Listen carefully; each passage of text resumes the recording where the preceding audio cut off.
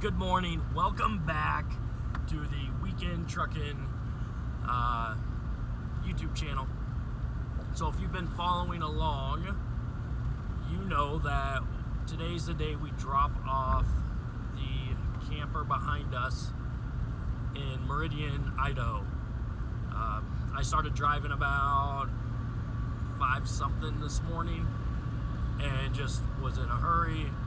Had to stop at the port of entry in Idaho, get a permit and a temporary registration, and forgot to start the day off with bringing you guys along the journey. So we are maybe 2 hours out right now from the dealership. Should get there about a half hour, maybe a little bit later after they open. And then once we drop off, then I am going to look up on the load board, because there's several different options. A backhaul, which just means that you're taking it back to somewhere or whatever, to try to incorporate into my route headed back to the Midwest. And even if it takes me a little bit off route, depending on what the pay is, and it just may make sense. I'll talk more about that later. I will, after I look at the different options and I write down the different payouts and whatnot, and then mileage. I'll break down why it makes sense, or maybe why it doesn't in this instance, on picking up a backhaul that maybe takes me out of route to get home the quickest, because it may be what pays for all of the fuel for the entire trip, and it may add an extra hour or two of, deadhead or unloaded traveling. But at that point, I'm going to be I've been averaging right at 20 miles a gallon unloaded. So that's where it could make sense, and then maybe it doesn't because of how far out of route it takes you. So I'm gonna log off here. I will hop back on when we are at the dealership, unloading this, and then we'll go through the whole backhaul process. All right, guys, see you in a little bit.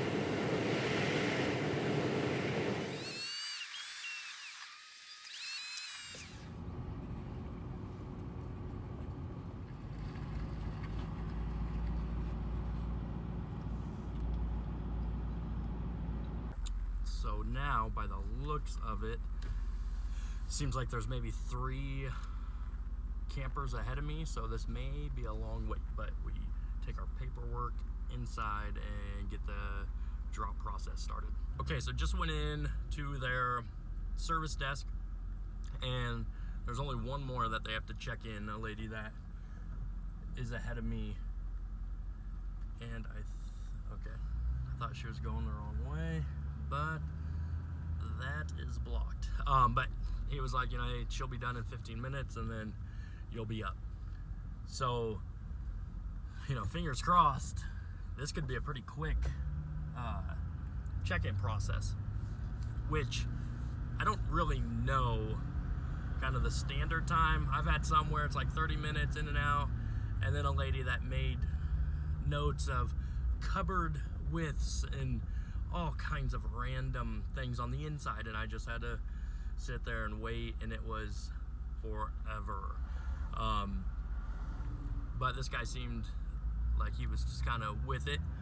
So we're pulling around back, and hopefully within 15 to 30 minutes for me, I'm out, and then we're headed down to Cali or Nevada, one or the other. As we wait, I'll go ahead and I'll show you the camper, because I don't think I ever got around to it because it was at night when I hooked up. So here we go. So it is a North Trail ultralight caliber. It handled okay. This is usually some outdoor patio type setup. TV in there, and a grill and all that kind of cool stuff. One of the things that they always talk about is you want to take off these little plastic covers when you load up, because they're known to fly off. And then same thing, if there's a tire cover, it's wise to take that off, and then you just put that in the front stowaway area. But a nice little camper, like a 26-foot camper. So that's it. Boom. Delivered. Once he inspects the outside, he'll go inside, he'll open the slides up, he'll make notes, and then as long as there's no driver damage, so I don't know if you can see that, but just kind of really crappy workmanship. You take pictures of everything before you load up, and so as long as there's no driver damage, then he'll sign off on it, and then they'll typically write, hey, no driver damage.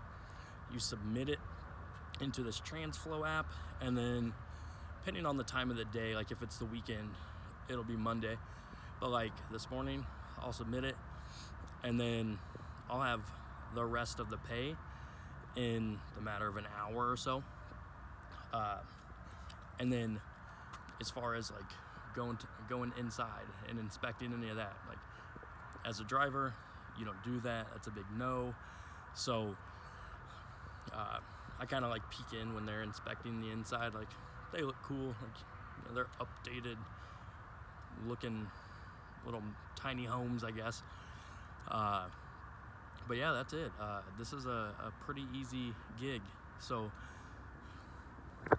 funny story is I posed a question in one of the Facebook groups that we have as drivers for the company I run for. And again, I told you I have like this overkill of a spreadsheet, and I like to analyze things, plan it out. That's what you do when you grow businesses. And so I posed the question of, hey, what tools are out there to plan out a run? Okay, so he had came over as I was telling you about the question I asked. So, hey, what apps are out there? What, platforms, websites, so you can kind of map out based off of the, hours of service and whatnot. And I get this guy, goes, well, I'm going to be 100% honest with you, and the truth hurts. This is a hard job, and it's not meant for anybody. So you may not, you may not be cut out for this.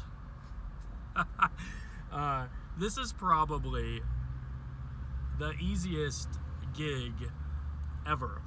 So back in high school, I worked at Arby's, cutting the old roast beef, eating way too much of the bacon every time I walked by it. I probably should have. This is easier than that. This is fun. You get to see some cool scenery. You got a few minimal tasks. But the question that I had was just simply about how do you optimize your route planning? And I get it. I mentioned, hey, it may just be because I'm novice to this and I don't know the ways yet, but I'm sure time under tension, you get that experience under your belt, you figure it out. But it's, hey, I bet there's got to be something out there that allows you to really plan. And there's some cool apps. There's I think it's called Truck Map or Trucking Map. That's a cool one. But I'm going to go head in and get my paperwork, and then we'll be on the road. Okay, that is quite the ordeal. So I am just at a random gas station just off the road from where I dropped. And so I was just doing some simple logistics on where can I squeeze in a drop-off and still make it back to Iowa by Monday midday. Technically, I'm supposed to be there at 11, but there's probably some wiggle room there. The wife won't kill me. But so as I start looking, I'm like, oh crap, I need to call these guys and make sure that they even do a Saturday delivery or if they do drop-offs in. So 1, 2, 3. The first 4 that I call, which are the closest to here, just to make a quick drop and go, all don't. Monday through Friday, and they're like, "Well, do you want me to book you an appointment for Monday?" I apologize. I can only do a Saturday drop-off. So the one that's the furthest away, which is, what was it, like 770 miles away or something from where I'm at, pays the most because it's the most miles, does do Saturday drops. And so one of the things our orientation guy, Andy, no, not Andy, maybe it's Andy, I can't think of his name right now, had told us to do is get a name. Because I was talking to the guy's name's Brian. He's like, "Oh yeah, what unit is it?" Tell him I think it's a 26 Wilderness something. He's like, "Yeah, I need that unit."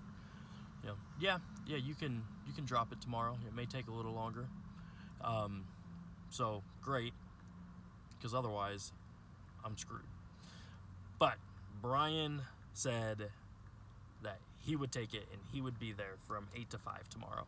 So I am just waiting on a text back from my dispatch, putting that onto my load board, because the app we use, at least maybe because I'm newer, and this will be my 6th haul, I believe, it doesn't let me book more than one at a time. Like you gotta book it, and then you have to wait for that to process through TransFlow, and then I'm sure they do something, and then you can book another one.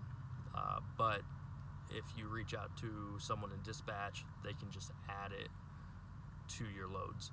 So that's what I'm waiting for. I'm gonna actually start heading over to the yard where it's at. It's like 9 miles away, so I'll be there in no time. But I'll flip the screen over and I'll show you just some of the logic that went into me making that decision. Again, I may be overkilling it. That's fine. You got to know your numbers, especially in something where, from what I'm gathering, this can be a really small margin of profit if you're not smart in this industry. So let's flip it over real quick. So here's where I'm at. If I were just to head home right now, it's 1,300 miles. I have plenty of time to get there. This is the amount of fuel I have as of right now, the amount of money I've spent. So I've spent $407 in fuel.